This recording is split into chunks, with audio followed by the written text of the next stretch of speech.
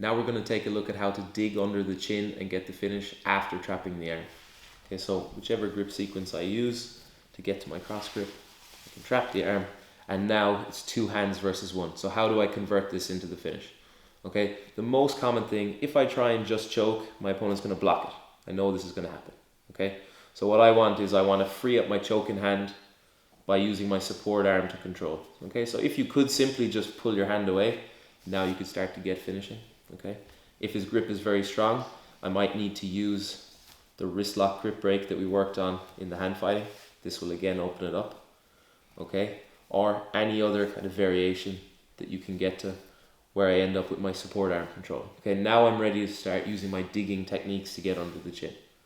Okay, someone who's less experienced, they might have their chin up or just not be digging full force. Okay, someone who's very experienced, they will actually tuck their chin fully in and even add a little bit of side to side movement so that it's hard for me to get like a predictable dig to get under the chin. Okay, but there's a few little techniques we can use to try to get under.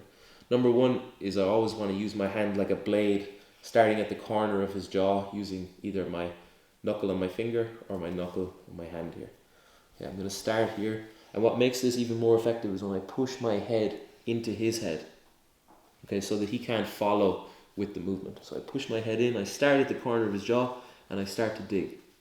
Okay, as I'm digging, I always have constant pressure going back in towards his neck.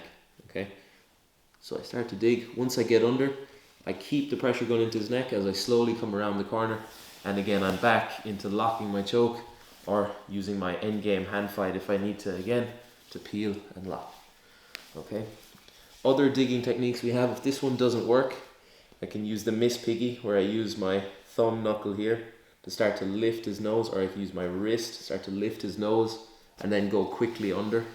Okay, this one won't make you any friends, but it can be effective. Lift, and again, I don't want to do it quickly where it's just grinding his nose and slipping.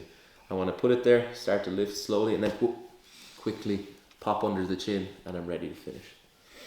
Okay, another digging technique we can do, if the blade and the Miss Piggy isn't working, I can actually use my hand on the forehead, lean back to lift this up.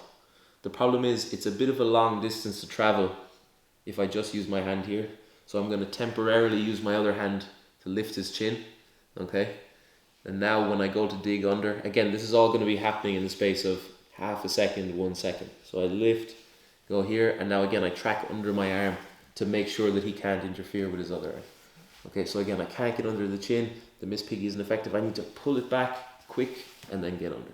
So this is just a split second movement while I can get my other hand through, and now I can start to finish.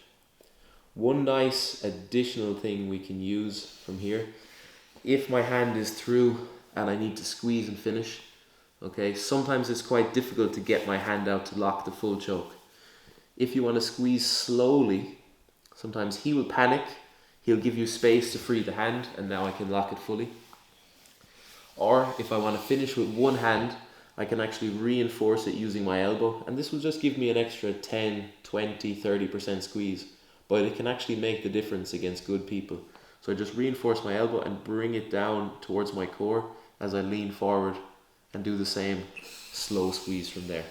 Okay, so these different digging techniques and that little tip for finishing the choke, this will really help you convert all your arm traps into a good finish.